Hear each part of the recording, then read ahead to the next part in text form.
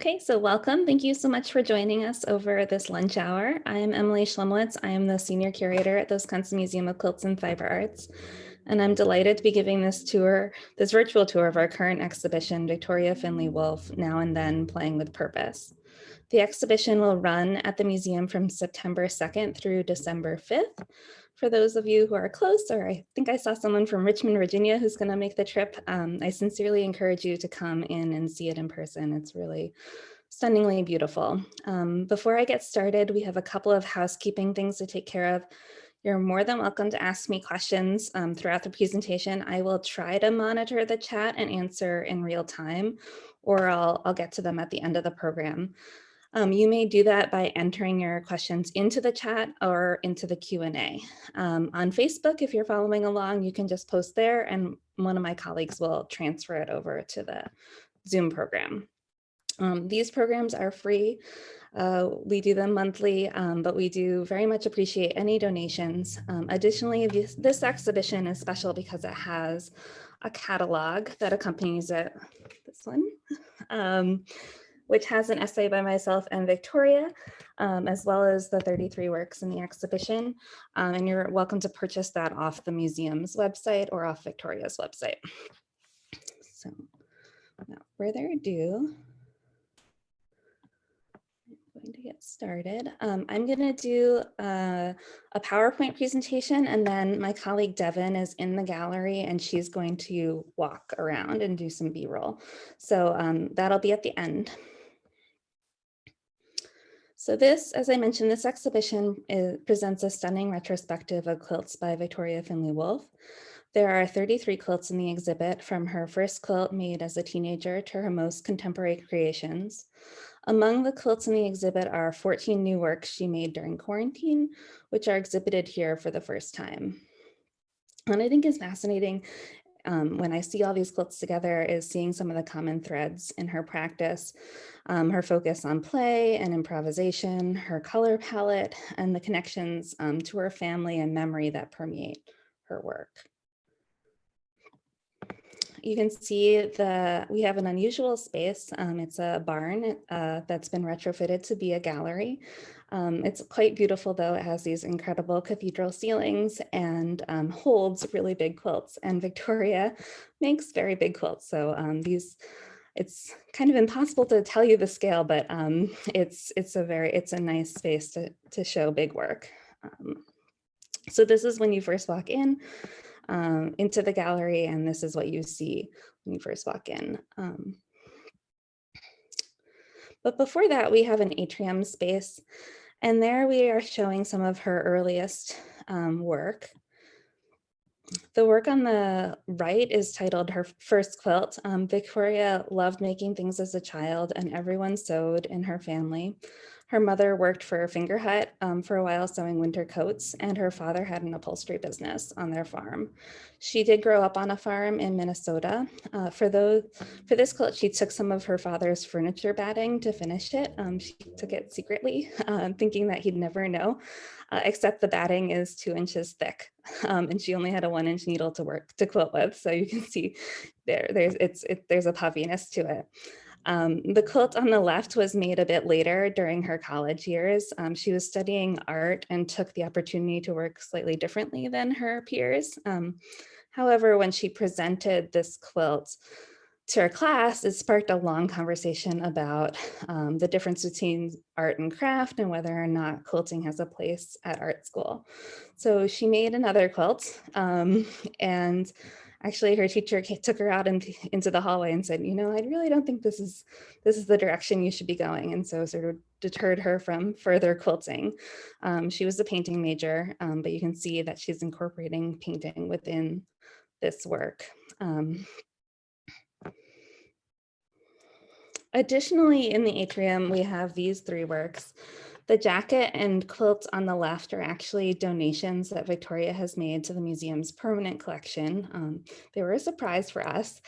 The jacket served as the inspiration for a class she teaches online on making quilt jackets, which I'm sure you can find on her website. And the quilt includes a picture of the museum, the exterior of the museum. This is special not only for the thought behind it, but because the museum back in 2014 hosted Victoria's first ever solo museum show, which was an exhibition of her double wedding rings. So you can see she's put the picture of the museum inside two wedding rings. The quilt on the right is a self-portrait of Victoria. If you visited her shop in New York City, which is now fully online, she had this quilt behind the front door for visitors to take photos with her.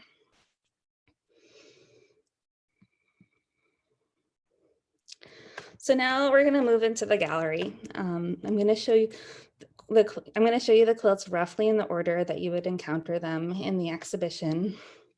The first quilts when you walk in are an homage to her grandma Elda. Grandma Elda made the larger quilt, actually, the one right here, the one below, and Victoria made the portrait of her, so the one above. She says that every quilt she makes is linked to her grandmother, and I quote her, "From my first book, 15 Minutes of Play, to my double wedding ring series and my obsession with all kinds of fabric, my grandmother was one tough lady who worked hard and nothing slowed her down. I guess I see where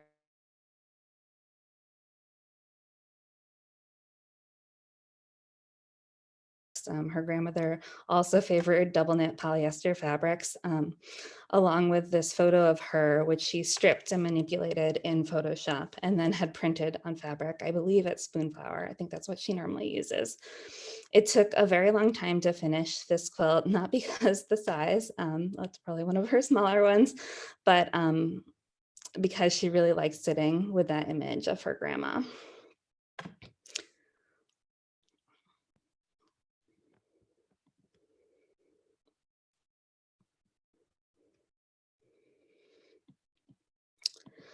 So Grandma Elda is accompanied by Grandpa Leo. Victoria wanted to honor her grandfather as well. This is a portrait of him with his dachshund Herman and his birthday cake sitting in his kitchen. You can see the yellow square tile in the kitchen background, which Victoria used as an inspiration for the colors and patterning of this quilt. Incidentally, her kitchen is also those same colors, and she really believes that color has this sort of embedded memories and favors certain colors because of that.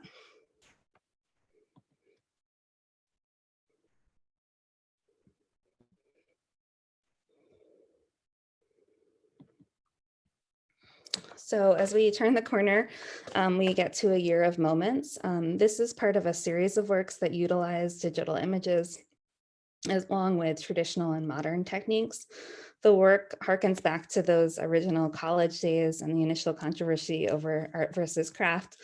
She returned to that conversation and wanted to see if she could incorporate what she was doing then into what she is doing now. She wanted to imagine what would happen if she had been encouraged to make quilts as art back then. And 20 years after college, she eventually found her way to textile design and has been producing fabrics for at least 9 years. She loves the utilitarian aspects of quilts and never wanted to lose that, but this series called the College Throwback Series is more artistic, and you can see she's really sort of playing within the quilting technique to follow, to create a sense of dimension in her stitchery.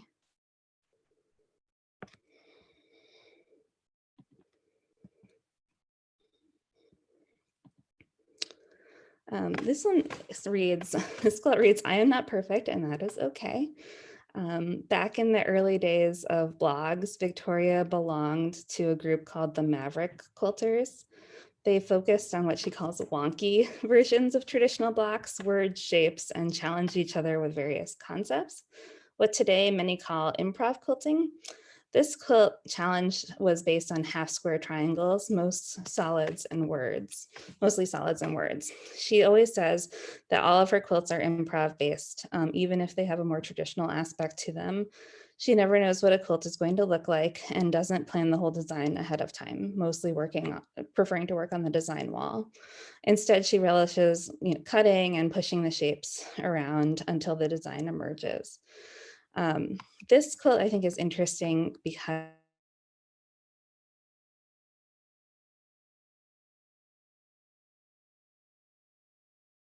she'll start something leave it for a little while. It'll stay on her design wall, or maybe it'll stay in her studio, and then she'll put it back on her design wall and get to finishing it.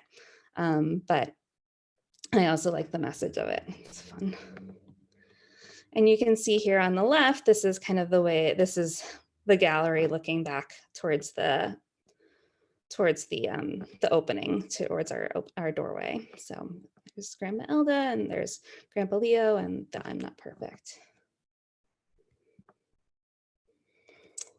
Across from I'm Not Perfect, and That's Okay, is this quilt called Star Splitter. This quilt is from Victoria's book, 15 Minutes of Play, and is her most requested quilt pattern.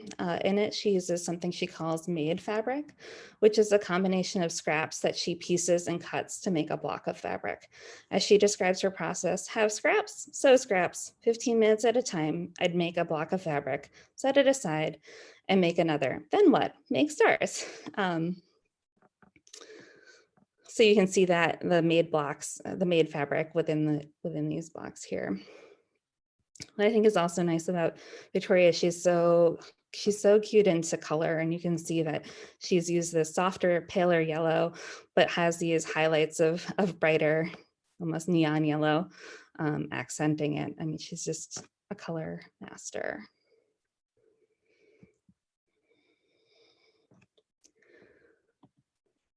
So this quilt is right next to I'm Not Perfect, and That's Okay. This quilt, again, harkens back to Victoria's grandmother, who made quilts by hand, sewing double knit polyester scraps onto a sheet. When she wanted to make a quilt like hers, Victoria did the same, but with cotton, and used all the fancy stitches on her sewing machine. In 2000, she completed in 2000, she completed just a small strip across her sheet and put it away for years. So this bottom strip. Later, when she was quilting more, she took all of her leftover blocks, quilts, etc., and started to collage them on her design wall. When she started to sew it all together, she learned quickly that she needed partial seams and Y seams to get it all to fit. Once it was constructed, she added the initial strip back at the bottom of the quilt. Victoria says that this is the quilt she would save if her house was on fire. It contains a lot of memories for her. There was a lot of evolution within her life from 2000 to 2009 when she completed it, the birth of her daughter, the passing, unfortunately, of her grandmother, and her start as a full-time quilt artist.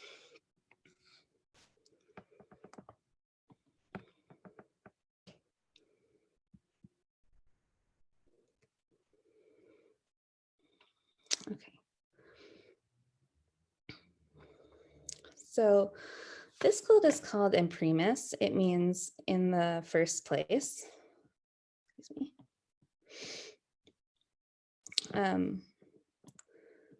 This work is the first she designed, but the second one she made in a new series of quilts that she's working on. The first one, made The Language of Trees, is actually currently on view at the National Quilt Museum in Paducah, Kentucky. She often plays with shapes and repetition using photo apps on her phone. It's something that she could do while she was traveling, and other people watch Netflix on their long travels. She plays with design software on her phone. She does this often on airplanes, and she comes up with hundreds of ideas off of one design concept. So she kind of uses that design software to kind of think about permutations of one design concept. And this pattern reminds me a lot of an Art Deco sort of fan shape. It's quite beautiful. Then as we turn the corner, so you can see that's kind of it's kind of tucked to the left. We have these incredible red dot series, and this is a new series that she's exploring. Excuse me. You can see that. So she and I were talking back in February, I think it was February, January, we were talking about the exhibition. This exhibition actually was scheduled for last year, but unfortunately due to COVID, we had to postpone it. So she and I were talking, and we were thinking about sort of the nature of the barn and how to utilize that space. And we thought about so we have this long sort of platform here that can really hold a sort of a span of quilts. And so she said, well, I'm working on this design of red dots. Do you think that might look good there? And I said, yes, I think that would. So she actually ended up doing 8 red dot quilts for this exhibition, and they line the southerly wall of the gallery. These are all new. They've never been exhibited before. She's calling this series Option Expedition. And she describes the quilt's development as, I am intrigued by the simplistic nature of the first 8 works and how they will continue to morph, deteriorate, and mesh in more elaborate or deconstructed designs. So these quilts, she actually has about 100 on her phone. Again, these are something that she's sort of thought about through her phone app, but she's actually been commissioned to make 40 of them, or she's actually been commissioned to show 40 of them at the International Quilt Museum in Lincoln. So we're showing the first 8, and she's got to make another 32. I don't remember when the exhibition is scheduled for, maybe 2024, but I'm sure it would be widely publicized. So you can see, I'll show some pictures of those 8, and you can see how the dots kind of move. She's definitely experimenting with positive and negative space. We're seeing a very familiar color palette for her, that red, which looks amazing against the barn walls. And, she's also playing with geometries, which is very similar to, actually, if you're familiar with her double wedding ring, which we'll get into soon.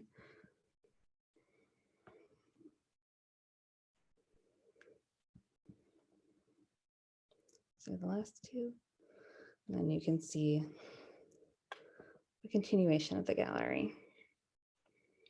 And we'll show these more when we do the B-roll. Oops, I wonder why that's doing that. I'm sorry. Let's see if I go forward and I move back. It's showing, okay, there we go. So this quilt is sort of right next to the title wall piece. It was a result of a commission from a woman who wanted to honor her mother's memory. As Victoria will tell you, she struggled a bit with this quilt. It was on and off her design wall for about a year, and then she went to bed and she had a dream about it. And the next day, she came back to her design wall and she started piecing it together, and it just came together just like that. The fabric choices here really represent parts of this woman's life, including this wonderful kimono fabric that her daughter picked up for the quilt. I believe she had traveled to Japan, or was really interested in Japanese culture. And then there are other fabrics that have memories and are potent symbols of this woman's life.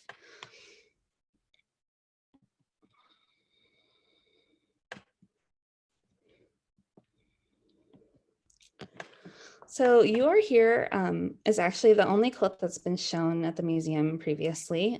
It takes inspiration from Victoria's life in New York City. She describes city life, and as a Brooklynite, as a former Brooklynite, I can attest to this, is that even though it's a very large place, it's a very small community. You often see the same people walking down the block, or you encounter the same people at your corner store or at your dry cleaner or whatever. And so she was really inspired by that and wanted to capture the energy of New York and seeing people over and over again. This was part of that double wedding ring exhibition that we showed at the museum, and it's called You Are Here.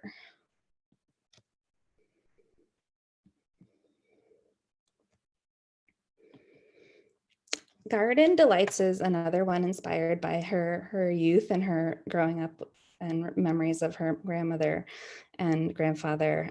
They both loved gardening and they had a fabulous garden. When they decided to sell their house, actually, Victoria transplanted several peonies and irises and gladiolas into her own garden in New York, and I imagine in her one in Long Island. And this quilt really came together again on her design wall. The bottom section was on one wall, so the section with the portraits was on one wall, and the top portion was on another, and she decided that they really needed to go together one morning. And then she asked long arm quilter Beth Ann Namish to do the quilting, and it's just got some incredible quilting in here. We can get closer as we walk through the gallery, but I thought this detail would show quite a bit.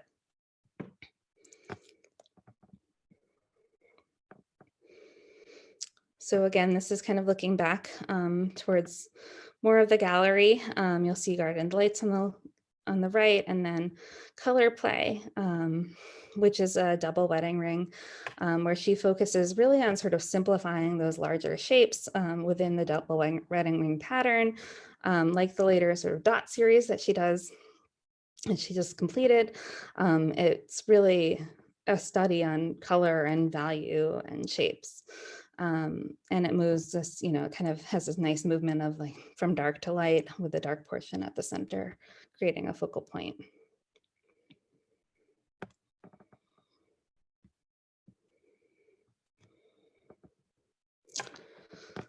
So on the other side, in our next bay, is called The Space Between Heartbeats. This quilt really is about her process.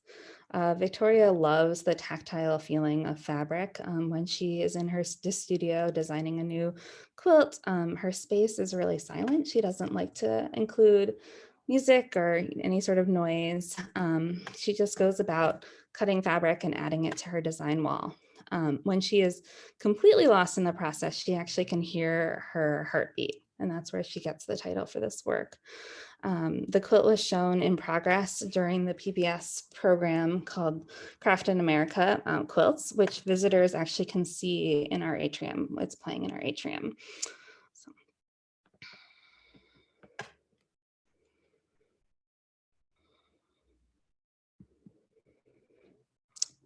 Darn, I'm sorry. Let me see if I go forward again, if that will help. Okay.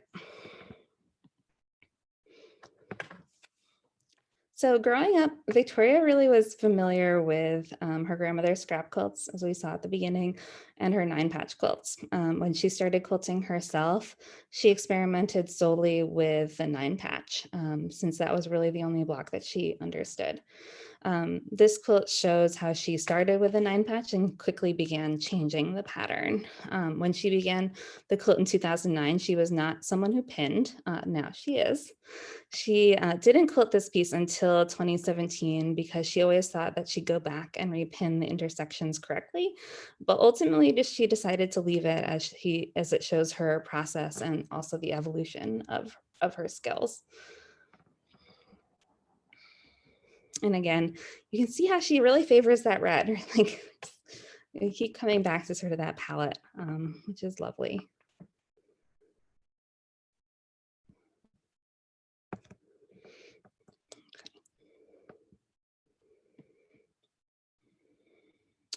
This quilt is actually a 4-block quilt. If you look closely at the repeating herringbone pattern, you can see it's done on a diagonal with 4 rotating blocks.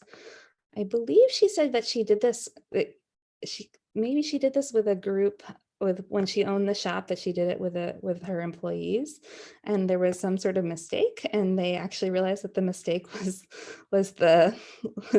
really impactful, and so they ended up doing it this way. But you can see also like the power of that color palette again, this sort of striking red and white, which she just employs to amazing in amazing ways.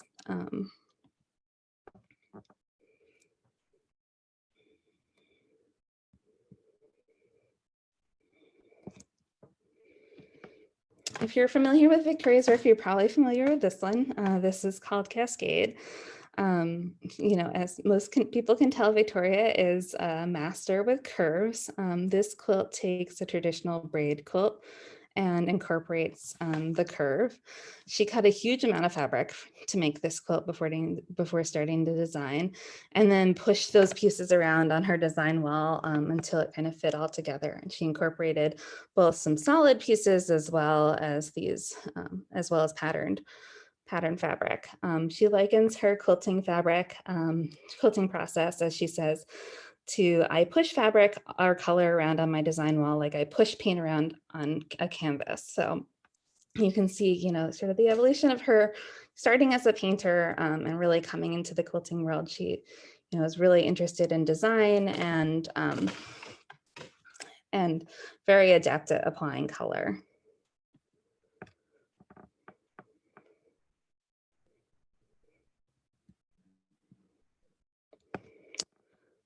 So next to Cascade is another new work that she made for the exhibition. This work is called The River, and it pays homage to her happy memories with her grandparents in a southern Minnesota, Mississippi river town. Her grandfather used to take her for rides over this bridge called the Old Wabasha Bridge, and it would go over to Wisconsin. She really delighted in the fact that you could drive to Wisconsin from her state. And drive over this sort of small bridge. You can see she's using that sort of the digital imagery here to make this incredible quilt.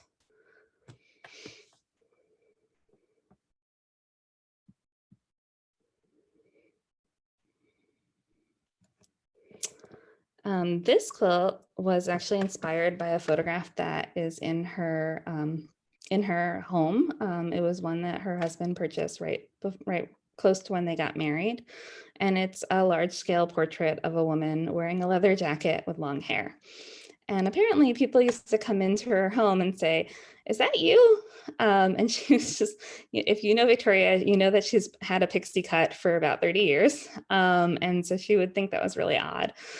So she wanted to, or just silly, basically. She once made a double wedding ring that had matching layers and wondered if she could do that with a photograph, meaning she cut out parts of a pattern to piece it into design, not applique. So it would really look seamless. She also wanted to use the same scale as that photo. So she made this quilt with a portrait of her, although apparently people still come in and go, "Is that you?" And she thinks that's quite funny. So I don't know, is it her? It certainly looks like her, but it's quite large.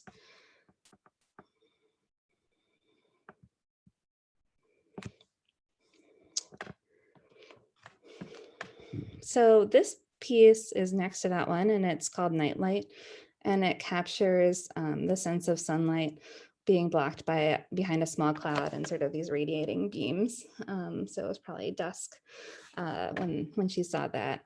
She starts. This was a very interesting quilt for her to piece in that it's all partial seams. She starts sewing a seam but doesn't finish it until much later. She laid the entire quilt on her design wall and had to make a standing sewing station right next to the wall so she could easily grab one piece, sew it, put it back on the wall before grabbing the next two pieces. And it really is kind of like a giant puzzle. Victoria loves puzzles, so this is very much inspired by that. Apparently her grandparents also loved puzzles, so.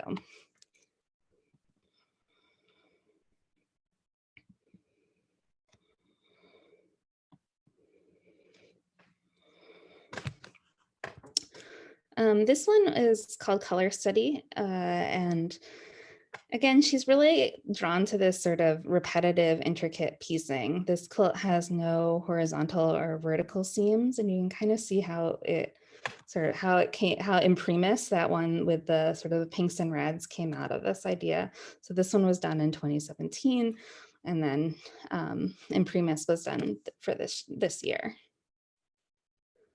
I love the movement in this piece. I think it's just a very dynamic composition.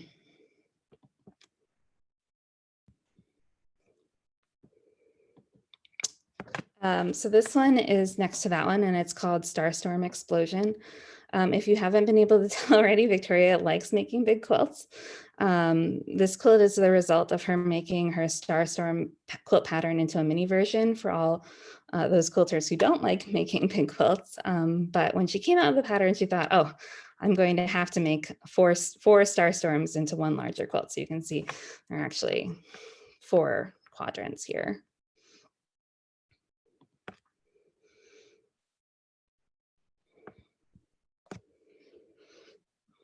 And then last but not least, this one is called Ignition.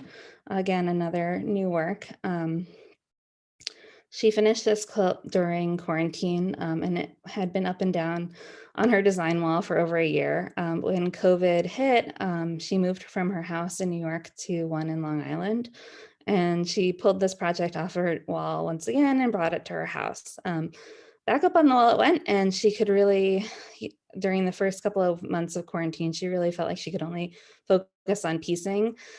So this was a perfect project for her to tackle, and you can see again, this similar sort of motifs, this digital image, and then these circles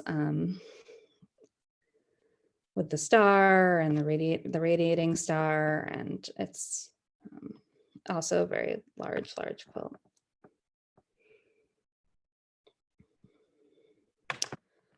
So at that, I think we're gonna stop and spend some time in the gallery so you can actually see the quilts in the space. And I'm gonna go over to Devin.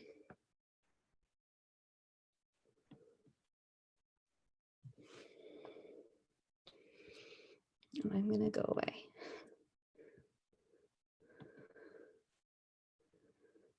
You can see.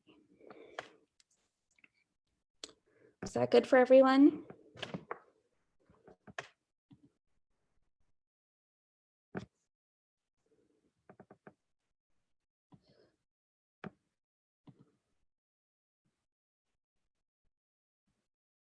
Okay, so this is when we first walk into the gallery, we have one of her red dots that you can see at the end of this that southerly wall.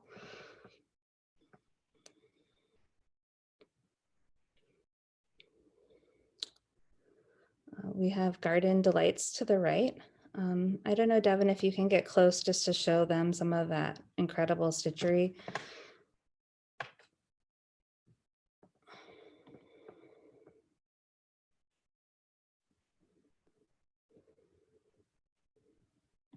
So as I mentioned, this quilt was quilted by long arm quilter Beth Ann Namish. No, can people see the video?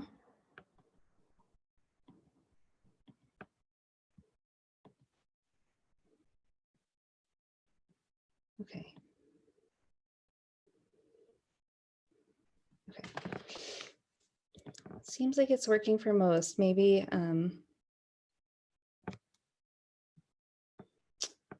maybe the person who is having trouble can log in and log out.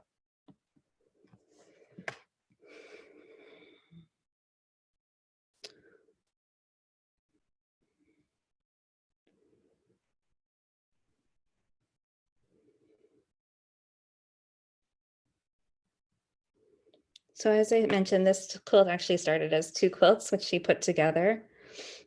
We'll definitely get to the quilting on the red dot, yes.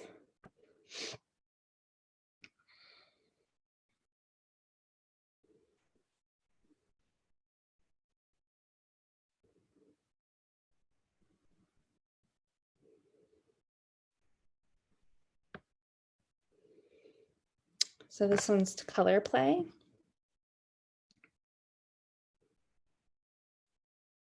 And you can really just see the scale. I mean, our ceilings are high, but these are big quilts.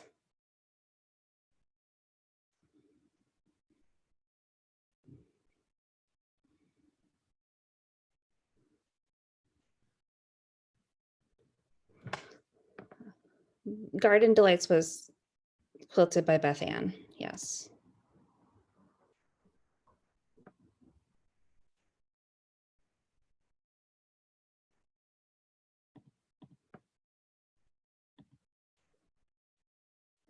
So there was a question about what software she uses for design, and I'm actually not sure.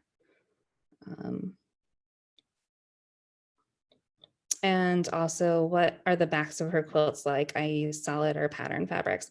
Typically they're solid. We can peek at the color play one.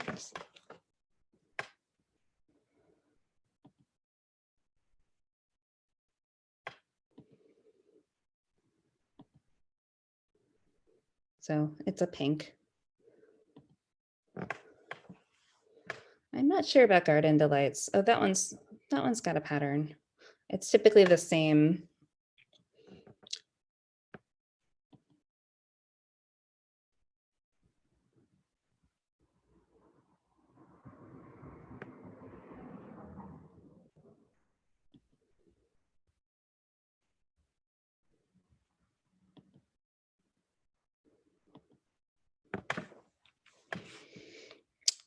So this one is the one that was made in memory. This is a commissioned quilt.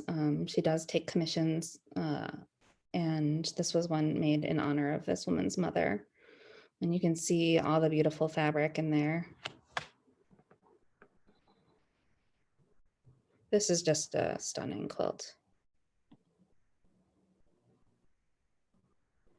Can you see the light through her pale quilts? Not really.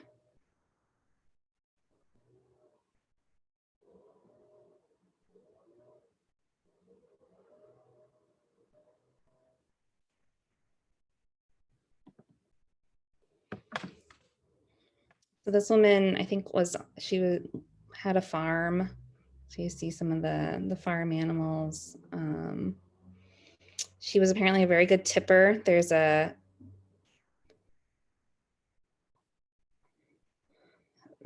there, she has a receipt pattern on this fabric because she was very good at, at tipping.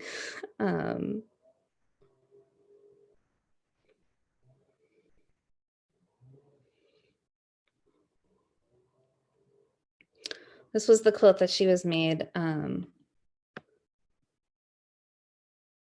that she made and inspired by her time in New York, or, you know, her living in New York.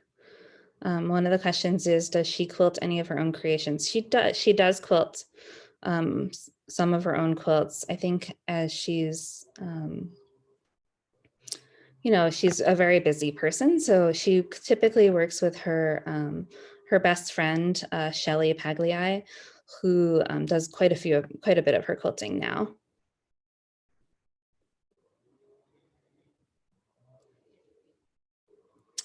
I'm not sure what kind of batting she uses. That's something that we could ask her.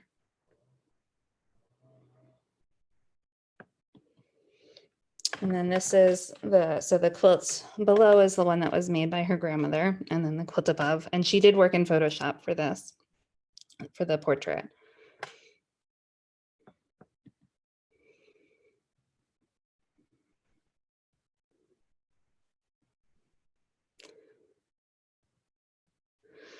These quilts are hung with a sleeve. We use a sleeve and a wooden slat in the back. She sews on her own sleeves. And then we use an aircraft cable, sort of a cable system to hang it from the beams in the barn. So it's a pretty seamless system. You can see up there, we have these tracks that go along the beams, and that's how we typically hang them.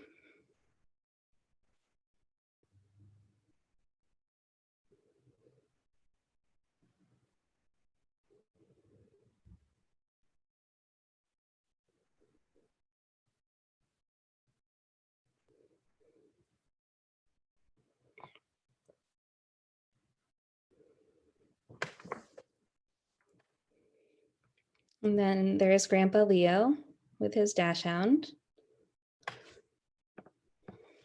and his birthday cake. You can see that yellow wall of the kitchen.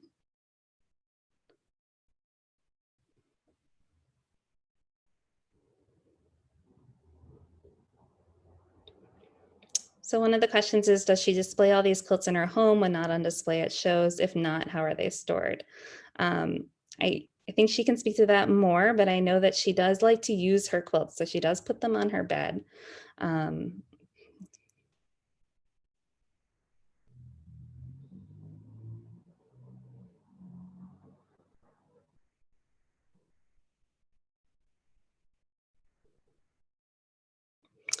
and then she says, sorry, she's on now. So she says, I do not hang quilts on my walls, only on my beds. Yeah.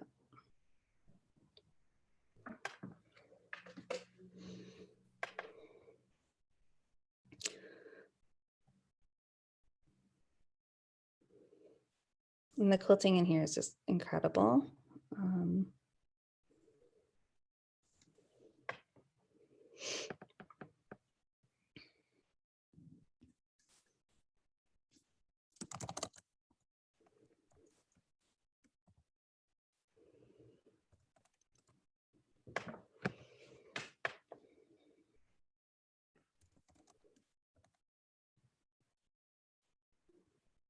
Sure. So Victoria's on now. She can add some commentary if she, as we go along. Hello, everybody. Can you hear me now? Yep. Great. So I just got off a call, so I was able to jump on quickly. And I didn't get to see everything that Emily did, but it looks great to be able to visit the quilts this way virtually. So thank you for doing this. Thanks for being on. Yeah, this quilt is Star Splitter. That was the probably the first quilt I ever free motioned feathers over that whole quilt. So yes, someone had asked if I quilt my own quilts. Some of them I do, some of them I don't. A fair amount of them I don't. I used to have 2 long arm machines. I don't anymore. Mostly I'll quilt my own quilts either by hand or I quilt them on my home Juki sewing machine. Victoria Ann King was wondering, can we still buy the pattern for the Star Splitter quilt? Yep, it's on the website, vfwquilts.com.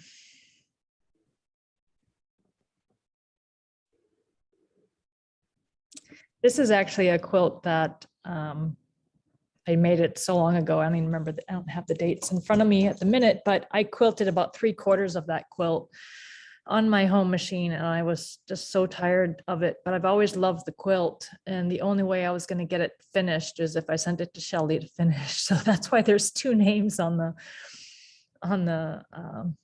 sheet for who quilted this, because I did most of it on the machine and then I had to convince my best friend to finish it for me.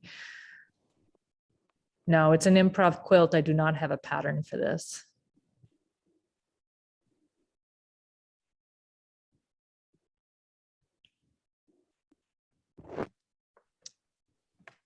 So this one you completed in 2018, but you started it in 2008.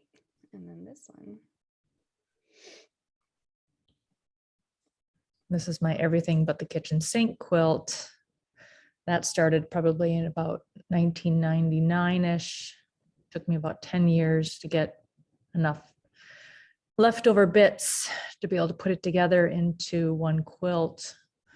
And it was about 10 years of learning about quilt blocks and things. I think Emily mentioned earlier that early I started just with 9 patches because that's all that I was familiar with between that and my grandmother's scrappy double knit quilts. So once I found quilt blogs and found the language of learning about all these other different kinds of quilt blocks, I was making a block of just about everything that I found. And eventually I wanted to be able to make a quilt like my grandmother's and used all these leftover pieces to look like what my grandmother did. The bottom strip of that quilt, I actually did it like my grandmother's, except I was using a sewing machine and using all my fancy stitches on my sewing machine to actually sew those down onto a sheet, which is how my grandmother made her quilts. And I got tired of running that sheet through the sewing machine, turning it around and around, trying to use all my stitches up to get rid of the raw edges. So I decided sewing it in like the sort of sampler style of the entire quilt was the way that I could get a very busy, all kinds of different shapes and patterns going every which way using the pieced fabric, the piece blocks to give me the same kind of a look, and it was way less work than trying to stitch down all the raw edges around all my fabrics. And this is the quilt that you would save if your house was on fire, right? It is one quilt that I would say. There's so many things that happened in those 10 years, including my grandmother passing away, my daughter coming into my life, getting married, all of that fun stuff.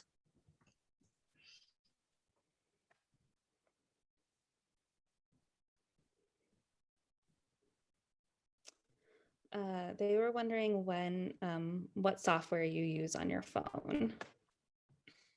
I use many different things. I use Photoshop. I use the photo program that's in my phone, the iPhone. I use PhotoGrid. I use many different sort of apps. If I'm just sitting if I'm on the plane, that's a place for me to just keep creating. And if I'm not in front of my design wall. No, there is not a pattern for this quilt. This is a imprimis. This is a new series that I'm working on. These are studio quilts. They will be for exhibition and not patterned. Okay, Devin, I think we might have frozen a little bit. There we go.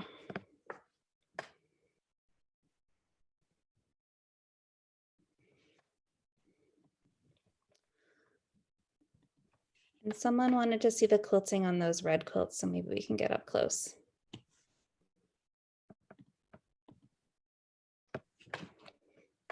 So all 8 of these are quilted by Shelley Pollyi. And we had many discussions about what needed to happen on the quilting. I knew this was going to end up being a series of X amount of quilts, and we decided elements that we wanted to draw attention to and to be graphic and as clean as the visual of the quilt itself. And we decided that each time the color will have the same quilting design in the whole series.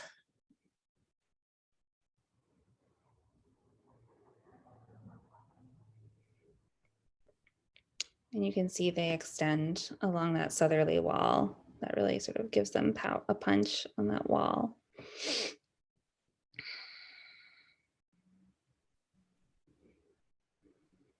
And these are actually things that I had come up with. It's a series that I've been working on about 4 years ago. And I've been waiting for time to be able to get, to be home and not be traveling so that I could actually get them made. So even though they look completely new and different, these are things that I've been sitting on for so long. Just last year really gave me the time to be home to finally bring them to fruition. And that's been an amazing experience.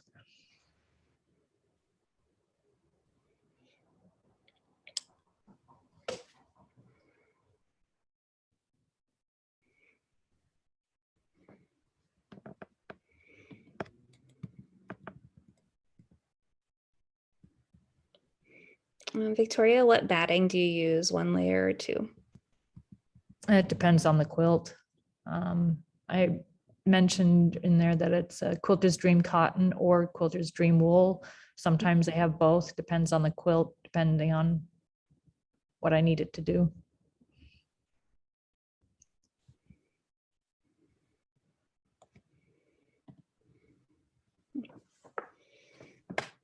Was this one also quilted by Shelley? Yeah.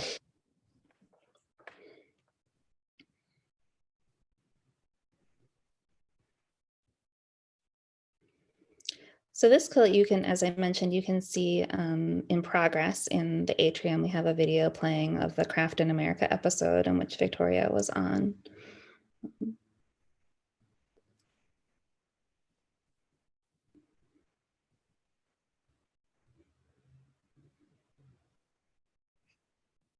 The video is great because it shows how I work with designing my quilts. I work on the design wall itself. Cut a huge amount of fabric before I ever start putting things up on the wall, pushing things around. because of the improv nature of a lot of them, they're not things that I can design ahead of time. I have to cut things up. I have to see what I'm left with. You know, they may have a traditional feel overall, but they're very improv in the process in which they're made, with the exception of the 8 new quilts, which, like I said, I think you mentioned that I created those on my phone. So yet another tool just to come up with ideas. Got to have lots of tools, a lot of playthings. And this is another one that took you a while, right? It was started in 2009 and completed in 2017.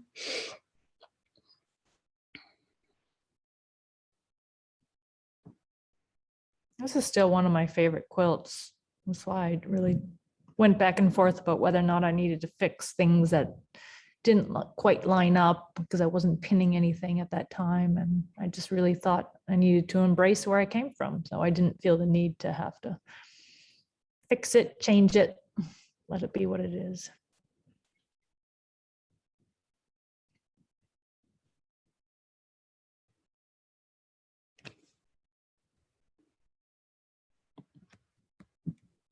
This is the quilt that we cut everything out the wrong size.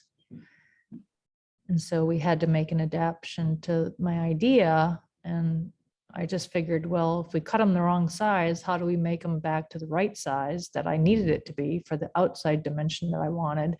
And it was just adding that little white strip on the end of every red strip and a little red strip on the end of every white strip to make them the size they were supposed to be. And that actually gave the quilt a whole nother design element. So making mistakes can be a beautiful thing.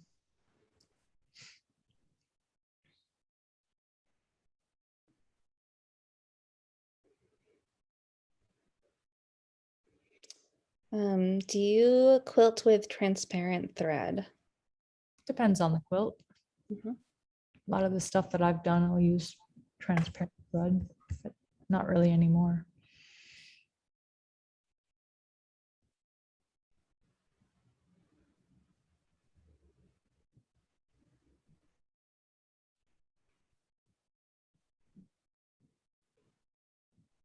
And the quilting on this is lovely. Also quilted by Shelley Pollyi. Yeah. We had over a week of conversations about what to do with the quilting on this. And I ended up giving her a huge list of ideas and concepts and things that I was thinking about while making this quilt. And when I got the quilt back, I was just blown away. She did such a great job. She actually pretty much incorporated every single thing that we were discussing. And then I love that. It just adds a whole nother layer to the quilt. Do you find that you give her a lot of instruction, or does it depend on the quilt? Depends on the quilt. Yeah. Mhm. Someone's wondering if you're going to be doing more in-person classes when the pandemic is over. That's hard to say. Is it going to be over? I don't know. I'll be teaching from my loft, at least some. I have 3 retreats I'm teaching starting Sunday that go through the rest of this month. So, and I generally do those, and those are announced through my newsletters. People have to sign up for my newsletter to get that notification. And they could do that through your website. Right? Yeah.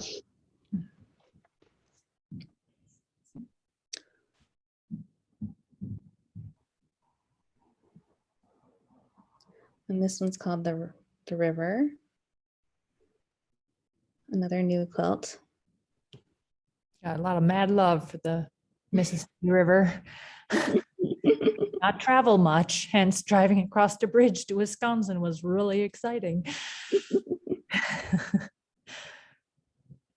There's a whole new world across that river.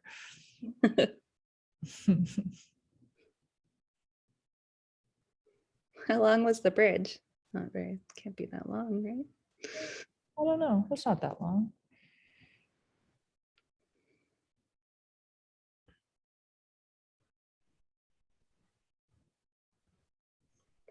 Do your quilting instructions involve concepts or drawings or both?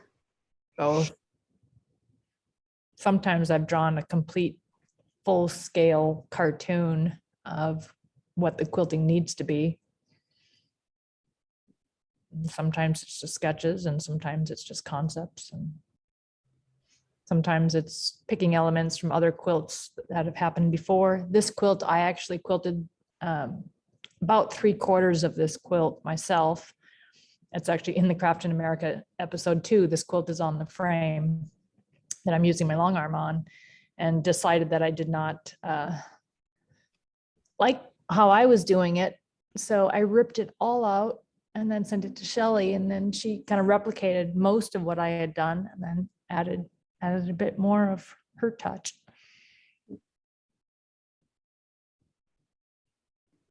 Someone's asking if there's a pattern for the Mississippi River quilt. No, again, it's improv quilts. It's really hard to do that. And my exhibit quilts, I do not pattern in quilts of a series.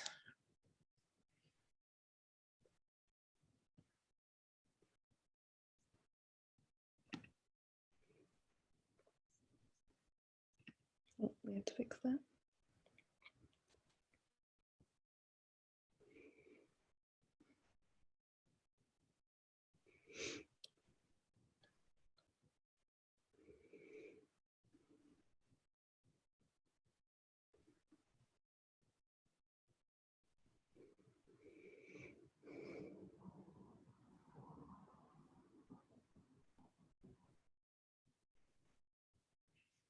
Someone's asking if the orange, that's my orange Elise fabric. It's not fussy cut. It's just, I just randomly cut it out of my yardage. That fabric is on my website. Elise is actually my middle name, so that's my most favorite print and my favorite color. So.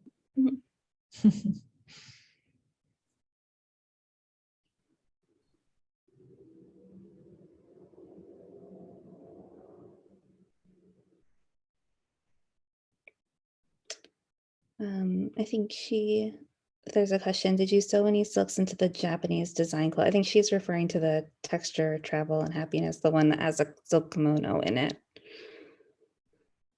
So I believe there's a question. I don't see the question. Did you sew any silks into the Japanese design quilt? So I think she's actually, yeah, referring to that, the memorial quilt. Of Travel, Texture, and Happiness are cut out of a kimono, yes.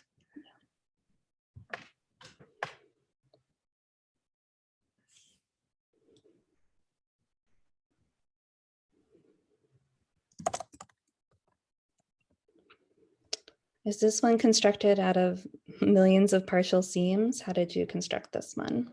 This is actually in my book, Modern Quilt Magic. So you can learn that technique right there.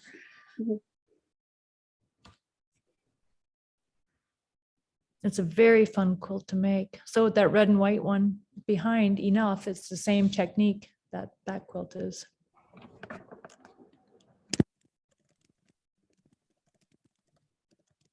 Modern Quilt Magic is the book.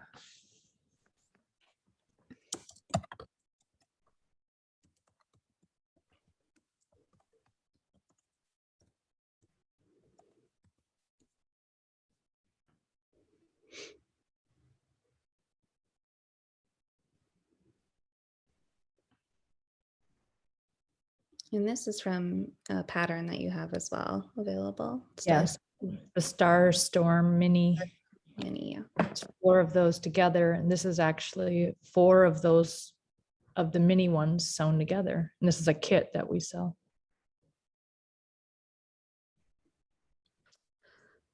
The question is, which book has the commission dedicated quilt with the embroidered kimono? And that's your retrospective book. Yep, I'm just typing it in.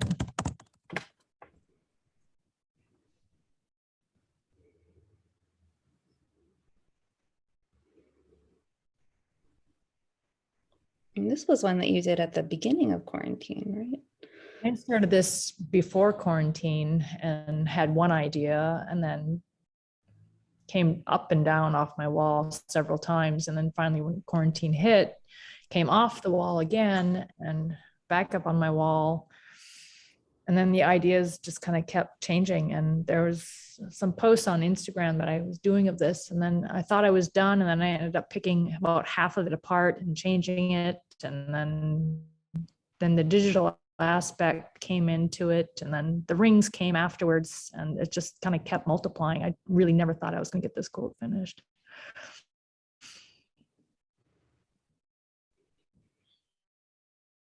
But sometimes I need to percolate a little longer. Mm-hmm. Devin, you've frozen a little bit. There we go.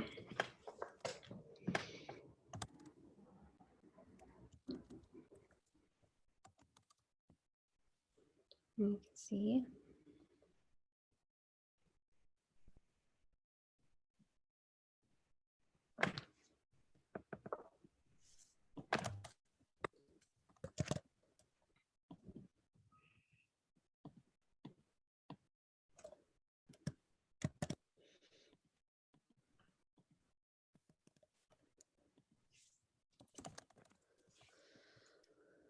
So that is the exhibition, and we're really grateful for Victoria for loaning us these wonderful quilts, and it's been wonderful to see people interact with the exhibition and sort of be awestruck by those red dots, but then see everything else. And we're really grateful that you guys tuned in. Thanks, Victoria, for joining at the end. It's just an incredible exhibition. So as I mentioned, we do these programs for free, but donations are appreciated. You are welcome to purchase a catalog. We did do a small catalog for this show with an essay by Victoria, and you can see all of the quilts in the exhibition. It's available on her website. It's also available on our website. So yeah, thank you all for tuning in. It's been a wonderful hour. This will be posted on our YouTube page, and Melissa will post that link there. So it's archived there if you ever want to refer to it. But yeah, thanks so much. Thank you, everybody.